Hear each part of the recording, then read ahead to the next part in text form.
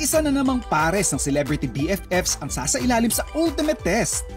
Maisasangkalan nga ba nila ang kanilang pagkakaibigan kapalit ng karangalan na maging champion ng Rap sa Ruleta Cooking Showdown? Ang magtutuos ngayong gabi? Jelay Andres at Buboy Villar. Siyempre, dahil first time ni Jelay, special Rap sa Ruleta yung gagawin natin. Ay, dapat. Super special na to, Chef. Yes, kasi this time, cooking showdown yung gagawin natin. Yehey! Hindi talaga ako kumain, pinagandaan ko talaga to eh. Ibig sabihin, Ining, kayo yung magluluto, ha? Ay, ako magluluto? Akala ko magluluto ka tapos papakain mo sa akin, kaya excited ako. Gagawin natin siya parang sort of competition. Okay, Chef. Bragging rights lang yung panalo. Ay, hindi kami kampe? Hindi kayo magkakampi. Hala! Sabi mo, nagluto ka. Ikaw, Jelay, nagluluto ka ba? Opo. Aba, gusto ko yung opo. Ano po? Puro ka lang sikain eh. Puro ka lang sikain. Puro order. Kaya ko yan! Kanya-kanyang style yan! Paikot na natin. Mukhang kailangan na kumain ni Buboy, ah. Gutom na ako, Chef. Gutom na Hindi ako talaga. nag-breakfast talaga, Chef. Chef's choice! Bakit paano pag Chef's choice? Anong gusto ninyo? Let's have a consensus. Yeah, si Jelay. Jelay, oh, sige, call mo Kung anong desisyon. Oo. Ang gusto ko po ay... Beef tayo. Ang gusto ko po ay luto si chef, tapos papakainin niya tayo. Hindi nga tayo nga magluluto. Ay, sabi mag-decide. Jelay, mamili ka kung baboy, manok, baka, or seafoods, or isda yung Alam ko na gagamitin pipiliin ninyo. ito. Alam ko pipiliin ito. Seafood. Seafood, sabi na eh. Seafood. Seafood, ang naisip ko talaga agad is yung buttered garlic. Yun. Kasi madali siyang, mas mabilis, tsaka madali, at yun yung alam kong lutuin na, at naluto ko na dati. Jelay, will you do the honors? Okay, 1, 2, Alright. 3, go! So, anong cooking method? Stew! Ba't mo nilipat? Hindi ka nilipat! Ano ba nilipat? Hindi ko nakita. May naglipat ba? Hindi ko alam. May sariling buhay. May oh, yan. Fry? Ano? Fry. Fry na? Ano ba yung fry? May nakita mo. Ibigay parang... Basta may mantika. Siyempre, bukod dun sa mga napag-usapan na natin, isa pang kailangan ninyong sundin is yung mga dishes ninyo, ipasok sa mga budget nyo, ha? Utoy, Ining, ha? Apo. Pagkasyahin mga bata. Opo. Okay? Tara na. Tara, Chef. Let's Mamili. go! Pagkasyahin, ha? Apo. Pagkakasahin ko, Chef. Alright. Bale, makakuha pa ako ng libre soup. Yung sobra akin. Actually, kung ano yung nakita ko, gusto ko lang damputin. Naano ko na-mesmerize kasi ako sa mga pre-taste kasi kaya hindi ako nakapag-focus talaga dun sa mga lulutuin ko eh. Yung mga seafoods ninyo, you have pusit, meron tayo ditong clam, Shrimp. Wait lang. Pabili po lang ang shrimp. may tahong din. Ang mahal nung Shrimp. prawn, 1 kilo, 1. Pwede po tumawad. 5.25. O yan, may tawad ka ng 25 pesos. 500 na lang po, Nay. Oh, 500 na lang. Bawas pa sa kalahati. 1/4. 1/4 po. Hala, ang ano? 1/4? Oo. Okay. Hindi, Chef, kasi gusto ko kasi mag-ano ko sa ingredients na yung mga pampalasa. Okay. 290. Grabe, ilang piraso lang yun sa'yo. Totoo, tinutuan niya 3 lang. Kaya Kasi nga gusto ko yung parang ano lang, pang taste lang talaga. Kasi gusto ko rin tikman yung sa'yo. Marami kang biniling chef. mukhang iniisip niya, sa'yo kakain na mas marami. Magkano po Okay. yan? 60 pesos. Ano yan? Wala. Sabay pa tayo. Wala. Ano yon? Asin yon, asin. Lalagyan ko ng maraming asin yung shrimp. Ano ko? pa siya ng asin, ang dami-dami asin ni chef dun sa ano. Kakaiba yung asin ko. Himalayan, ganon. Magkano na yan? Kung ano yung pinapang-scrub ko, yun yung palalagay ko sa shrimp ko. Kayahin mo, lagyan mo rin ng maraming asin yun sa'yo. Oh, hindi. Special yun sa akin. Kasi yung gagawin ko, papalabasin ko lang yung katas ng shrimp. Ano, may bibilin ka ba? Doon pa ako bibili. Ito na, chef. Ito na itlogan, chef. Itlog na maalat. Oh. Pero chef, gusto ko kasi, pag nakita ni Jayla yung itlog, akala niya lang, normal na itlog. Okay. So gusto ko bilhin yung puti. O pwede, yung Diba? walang kulay na Yes. pula, no? Sige. Tatanong ko, gusto ko kasi yung sa, ano yung mamantika-mantika, chef. Ayun, may sample sila. Oh. Susunod na ang cooking showdown ni Buboy at Jelay. Mapansin kaya ni Jelay na may pandurugas na ginagawa si Buboy sa kanya? Tingnan ba? Tingnan mo yun! Tingnan mo yun! Hey! Sino yan? Relax muna dyan. Ah, Yan, okay na. Basta't ganun ang gawin mo. Mga kapuso, nakapag-Christmas shopping na ba kayo? If hindi pa, sugod na sa Noel Bazaar sa Philinvest Alabang. It's giving enjoyable Christmas shopping for a cause dahil maraming unique and great finds dito na perfect pang regalo sa family, friends, and loved ones nyo. What are you waiting for? Punta na sa Philinvest Alabang from December 12 to 15, 11 a.m. to 9 p.m. See you there, mga kapuso!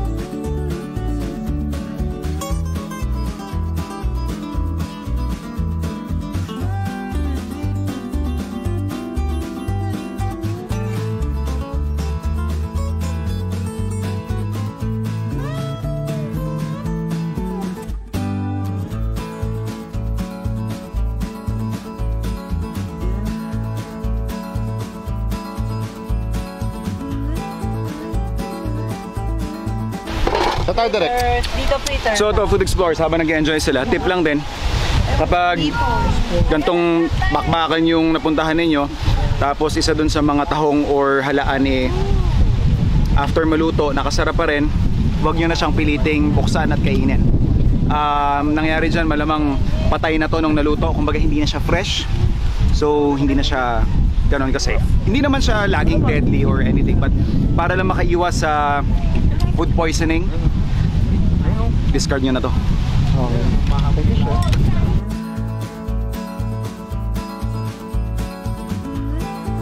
Totoo yung ganyan. Yatak na talaga. Okay. Kaya takpan mo yung tenga mo. Iyo. Okay.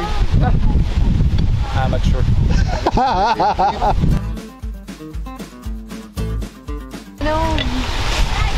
Bibili ako ng stand. Paano ba? Sabihin mo, Ayun na. Pakita mo muna siya pa na yan.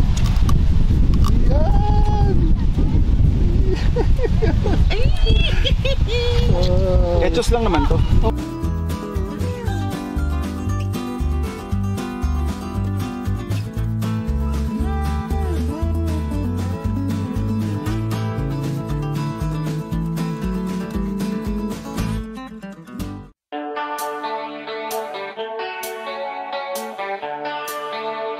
Buying ice cream with my mom going home from kindergarten.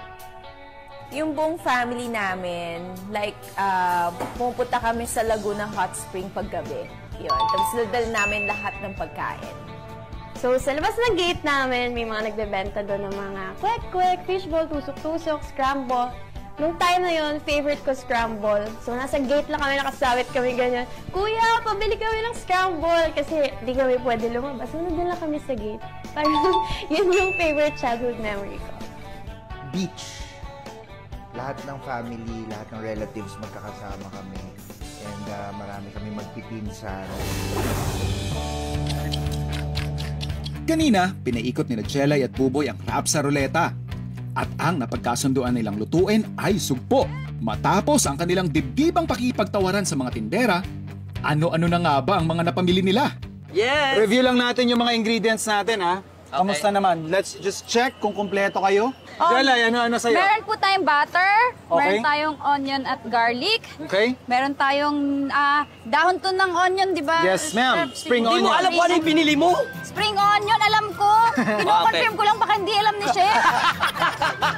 Baka malito? Merong ba? Ano paminta, may asin po tayo. Okay. At syempre ang ating prawn. Meron akong garlic na, no? Wala siya nito. Ayan po. Meron din po akong soda. Galing. Lalagay natin dito sa ating prawn para makremate na siya. Hindi, marinate. Marinate. Hindi. Iba yun. Ano yan? Kailangan Ibang ingredients i-cremate sa'yo na. mo siya. Nakapakot yung ingredients mo. I-cremate mo siya para malasa. O, sige. Yon, migrate po pala. I-migrate Ano natin. migrate? Ano migrate? Iba yung migrate pag galing kayo ibang bansa tapos Ay, well, pinatapong ka, migrate. Sige, soda po, soda, para ma-migrate natin. Yan. Para sa kanyang shrimp recipe, pasok sa kanyang 1,000 peso budget si Jelay dahil inabot ng 923 pesos ang kanyang ingredients. Ito naman po ay kung ano lang po makikita natin sa ating mga kusina. Pero syempre, gusto ko, nagtitipid lang din ako at nagtitiwala ako sa sarap ng hipon na nakuha ko kay ate. Daming. So, meron ako dito, of course, butter. Eh, meron ako oil. There's soy sauce. At syempre, ano sabi mo dito kanina? Balot. Hindi to balot. Ano? Ito ay isang itlog, Itlog, na puti. maalat. Pero, Alam itlog ko, maalat. check ko lang kung alam mo. Itlog na puti, pero maalat siya. Okay. Kaya may twist yung ano ko lulutuin. Alright. Of course, di mawawala. Siyempre, may sute, di ba? So, ito, meron pa tayong wangba at meron tayong sibuyas. At siyempre, ang Tinipid. tinipid ko na hipon. Kasi Samantala, si Buboy na kinarir ang pagtitipid ay gumastos lamang ng 606 pesos para sa shrimp dish niya. Ikaw, umuwi ka na kasama ng 4 na pirasong hipon mo na tinipid-tipid mo. oo nga ako, masabi ko lang naman sa'yo, dapat lang naman talagang sarapan mo yung luto mo. Kasi ako rin yung kakain yan. So, Kaya sige. kayo. Okay. Sige, game. Ready. Chef. Go! Okay. O, unahin natin yung bawang. O, kita mo, guys. Kita mo ha. Ako, professional ako magluto kasi unang-una kong bubuksan ay yung kalan. O bakit? Sige, masusunog yan. Kailangan tansyado mo. Ay, Kasi maghihiwa pa ako eh. Tutulungan kita paano? Tutulungan kita paano? Paano? Ganito Pwede mo naman kasi itabi to. Gawin mo kasi ito.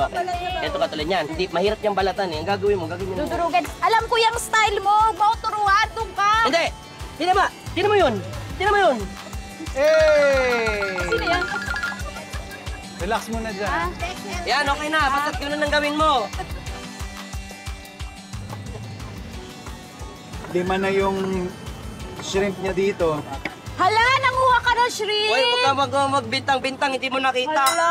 Wala ka nakita. Kailan mo balak ilagay yung salted egg mo? Siguro siya pag nilagay ko na ito siya. Okay. Pagluluto ko naman ay nag-enjoy ako. Ang pinaka na-pressure lang ako kung paano ko pipigilan talaga yung pawis ko. First time ko na magluto sa public. Nakaka-pressure kasi pinapanood ko na maraming tao. Di ko alam kung tama pa ba yung ginagawa ko. Pinaka-challenging, yung nagluluto ka, tapos nandun si chef sa nanonood. Yun, kasi nagluluto ako, nakakapagluto ako, pero hindi siya yung proper way. Hindi ko alam kung tama ba to o mali to. So parang nakakaba na, ay, nanonood siya sa akin, alam niya kung ano yung mali. Tapos tumitingin siya sa medyo, parang iiling siya pag may mali. Dahan-dahan yung tattoo mo. Mapapasok.